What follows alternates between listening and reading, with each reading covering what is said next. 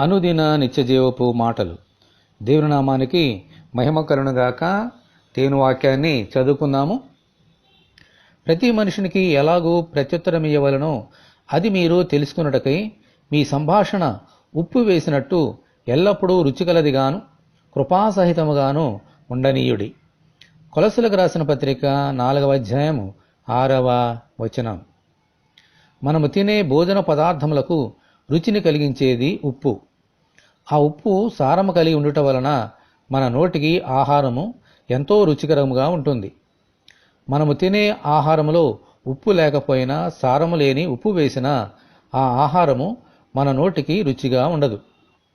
అదే రీతిగా మన నోటి మాటలు కృపాసహితముగాను దేవునికి మహిమకరముగాను ఉండకపోతే ఉప్పు సారము లేనివిగా మన మాటలు ఉంటాయి. అయితే దేవునితోనూ మనుషులందరితోనూ సమాధానము కలిగి ఉన్నప్పుడే ఉప్పు వలె మన మాటలు రుచికరముగా సారము కలిగి ఉంటాయి. ఆమేన్, హల్లెలూయా. అందుచేత మన మాటలు ఎల్లప్పుడూ ఇతరులకు ఆదరణకరముగాను సమాధానమును కలిగించేవిగాను దేవునికి దగ్గరగా నడిపించేవిగాను ఉండాలి.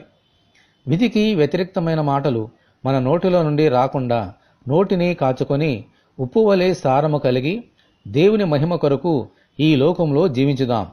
ఆమేన్, హల్లెలూయా. ఇటువంటి కృప కొరకు మనమందరము దేవుని ప్రార్థన చేసుకుందాము. దయ కనికరము కలిగిన మాటలే పలికిన ప్రభువా, మీకు వందనములు.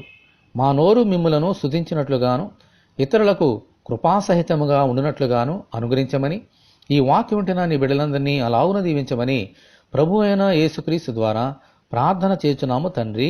ఆమేన్. తండ్రి అయిన దేవుని నుండి, ప్రభు అయిన యేసుక్రీస్తు నుండి సమాధానమును విశ్వాసముతో కూడిన ప్రేమయును మనకందరికీ కలుగునుగాక. ఆమేన్. పరిశుద్ధ దేవుని మందిరం.